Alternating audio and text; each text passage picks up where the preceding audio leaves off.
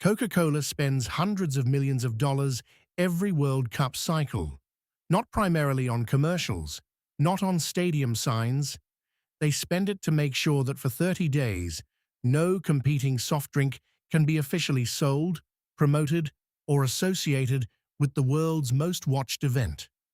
This is what advertising actually buys at the top of the global economy, and the mechanism is more aggressive than most viewers realize. There are 7 companies that pay FIFA between $150 and $200 million every 4 years. They are called FIFA Partners. The deal does not primarily buy them visibility. It buys them exclusion. It buys them a guarantee that no competitor in their product category will be officially associated with the tournament. Not in venue concessions, not in FIFA's licensed commercial inventory, not on the official broadcast, not in licensed merchandise. Coca-Cola pays to make sure Pepsi is invisible inside FIFA's commercial perimeter. Visa pays to make sure MasterCard is invisible. Adidas pays to make sure Nike is invisible. The product FIFA sells more than any other is not advertising. It is the systematic exclusion of a sponsor's competition from the largest stage on Earth. And the math of why this is worth 9 figures to a soft drink company is the math that drives most of global advertising. FIFA's sponsorship structure has 3 tiers, and each tier sells a different scope of the same product. The top tier is FIFA Partners, 7 companies that pay an estimated $150 to $200 million per 4-year cycle for global rights across all FIFA tournaments, not just the World Cup. The 2019-2022 cycle slate included Adidas, Coca-Cola, Hyundai Kia, Qatar Airways, Visa, Wonder Group, and Qatar Energy. The second tier is FIFA World Cup sponsors. For Qatar 2022, this tier held 7 companies, including Budweiser, McDonald's, Vivo, Hisense, Mengniu, Byju's, and Crypto.com. They pay an estimated $40 to $80 million per cycle for rights tied specifically to the World Cup. The third tier is regional supporters, 18 companies for the Qatar cycle, each paying $10 to $25 million for rights limited to specific regions. What every sponsor at every tier is buying is the same legal instrument: category exclusivity. A FIFA partner in the soft drink category, Coca-Cola, has first right of refusal over every other soft drink. No competing brand can advertise around World Cup matches, appear in licensed broadcast content, or use FIFA marks in any commercial context. The sponsor is not paying to be seen. The sponsor is paying to make sure their competitor cannot be seen. The reason category exclusivity is worth 9 figures to a soft drink company is not intuitive until you do the math on the alternative. The 2022 FIFA World Cup was watched by an estimated 5 billion people across 30 days. The global advertising market values audience attention at roughly $30 per 1,000 impressions for premium content. 5 billion viewers watching an average of 6 matches each across the tournament generates roughly 30 billion impressions. At standard market rates, the raw advertising value of unfettered access to that audience is approximately $900 million. A sponsor paying $200 million for unfettered access and forcing competitors to pay more for less prominent placement on non-FIFA inventory is paying roughly 22 cents on the dollar versus market value. But the actual value is higher than the raw inventory math suggests, because category exclusivity changes the competitive equilibrium. If Coca-Cola is the only soft drink visible inside FIFA's commercial perimeter for 30 days, every Coca-Cola consumed by a viewer during the tournament becomes a habit reinforcement. Every Pepsi not consumed during the tournament window becomes a category association gap that the sponsor's competitor has to spend additional marketing dollars to close. The behavioral economics literature on brand salience and category availability, work by Byron Sharp and others at the Ehrenberg Bass Institute, documents that sustained one-sided category exposure during a high-attention window can produce measurable shifts in subsequent consumer preference, particularly among casual users of the category. On a global category worth tens of billions of dollars annually, even small preference shifts produce material, long-term market share movement. The $200 million sponsorship is not just buying 30 days of attention. It is buying a window of one-sided category exposure that the sponsor's competitor cannot easily replicate. The most counterintuitive part of category exclusivity is that companies locked out of official sponsorship often spend more on World Cup-adjacent marketing than the official sponsor spends on its FIFA deal. Industry observers tracking soft drink and payment card category marketing during World Cup windows have repeatedly documented this pattern. The non-sponsor cannot use FIFA marks, cannot place inventory inside FIFA-controlled venues, cannot run official tournament-themed creative, so the non-sponsor spends on parallel campaigns that work around the exclusivity. High-profile football endorsements through individual players, pre-tournament campaigns that plant brand association before the FIFA window begins, post-tournament campaigns that capture leftover attention, surround and not FIFA-associated digital advertising designed to appear during World Cup coverage. The aggregate non-sponsor spend across a category is often several multiples of the official sponsor's spend on the FIFA contract itself. This is the structural genius of category exclusivity from FIFA's perspective. By selling exclusion rather than visibility, FIFA forces the entire category to spend on World Cup adjacent marketing. The official sponsor spends to lock the category. The non-sponsors spend to work around the lock.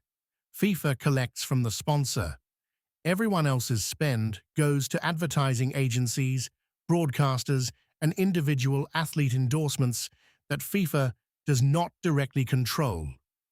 But the total spend on World Cup-themed marketing across the soft drink category, the payment card category, the airline category, the beer category, and the apparel category is several billion dollars every cycle. FIFA captures roughly $1.8 billion of it directly through marketing rights contracts. The rest flows around FIFA's exclusivity structure, but exists only because that structure created the asymmetry. Visa has been a FIFA partner since 2007. The contract is reported in industry coverage in the range of $170 to $200 million per 4-year cycle. The category exclusivity is total within FIFA's commercial perimeter. At every World Cup match, every official ticketing transaction, every hospitality package, every licensed merchandise purchase, every official concession sale inside the venue is processed through Visa-branded payment infrastructure. Visa deploys thousands of payment terminals at host venues. Qatar 2022 had Visa-branded contactless terminals at every official point of sale. MasterCard cards are technically usable at most stadiums under fallback systems, but they are not advertised, not displayed, and not promoted. Casual consumers do not perceive the distinction. The behavioral result is a sustained advertising and association advantage for Visa specifically during the highest attention windows in global commerce. Visa's payment volume reporting from prior World Cup tournaments shows substantial transaction growth in host countries during and after the tournament window. Billions of dollars in additional volume routed through Visa infrastructure during the cycle. MasterCard's marketing during these same windows cannot deploy World Cup-tied campaigns at the same scale. The Visa contract is therefore not advertising spend in the traditional sense. It is market share defense, locked in at the level of payment network competition. If MasterCard had the FIFA partnership instead, the same transaction volume uplifts would happen for MasterCard, not Visa, in every host country. Over a 4-year cycle, the lifetime customer value of those incrementally acquired Visa cardholders runs into the billions. The sponsorship is the cost of preventing that swing from happening to Visa's competitor. Most FIFA partner contracts are pure category exclusivity deals. Exchange a fee for the right to exclude competitors. The Adidas partnership is structurally different and worth understanding because it represents the deepest version of what sponsorship can become. Adidas has been FIFA's official matchball supplier since the 1970 World Cup, every World Cup ball since the Telstar. The contract bundles multiple categories: ball supply, on-field apparel for officials, licensed retail products, and global marks. The financial value of the bundled contract has been reported in industry coverage in the hundreds of millions of dollars per cycle across all product categories. What makes this contract different is that Adidas does not just exclude competitors. Adidas physically manufactures the object the tournament is played with. Every match in the 2026 World Cup will be played with the Adidas Trionda, a 4-panel construction with seam patterns engineered for in-flight stability. Every shot, every save, every goal happens with an Adidas product. The branding is structural, not commercial. Nike, Adidas's largest global competitor, cannot enter this category at any price as long as the contract is renewed. Adidas's category, exclusivity in football specifically, is the closest thing in global advertising to a permanent monopoly. The result? Adidas's global football category remains one of the company's largest revenue lines, with the FIFA partnership underwriting a meaningful portion of category brand authority.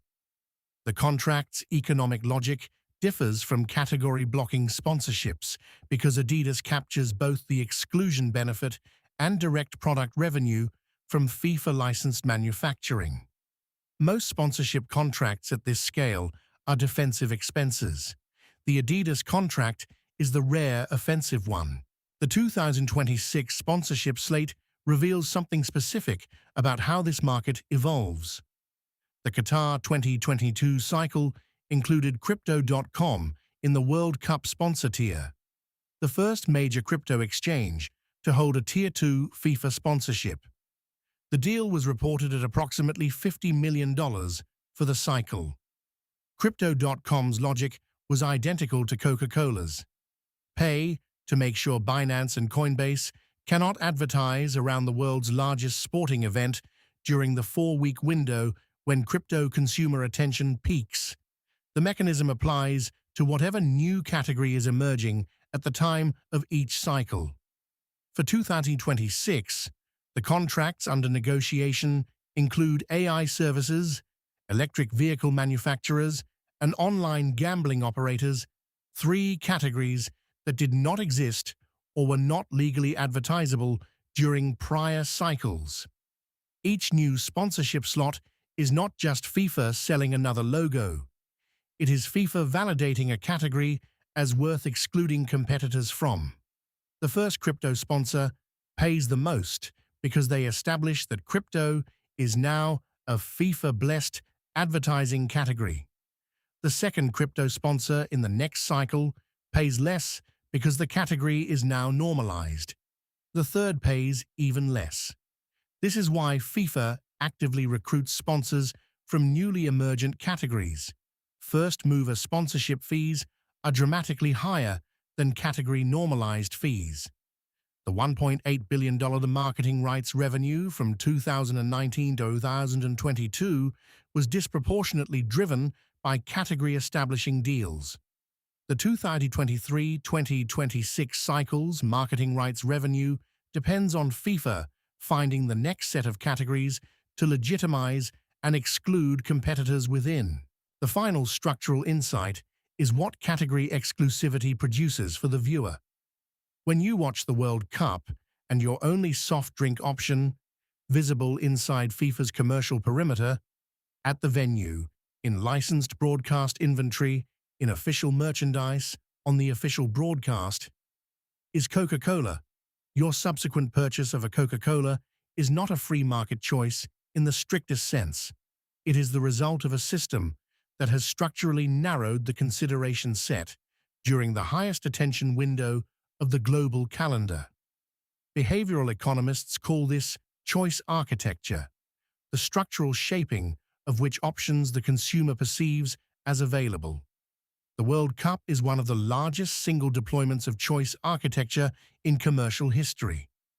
For 30 days, the consumption preferences of 5 billion people are nudged toward a single brand in every category that FIFA has sold exclusivity in. The aggregate behavioral effect is real, but the magnitude is debated and depends on the category, the consumer's baseline preferences, and what other marketing the non-sponsor is running. What is not debated is the structural mechanism. The sponsor pays for category exclusivity. The competitor is locked out of FIFA's commercial perimeter.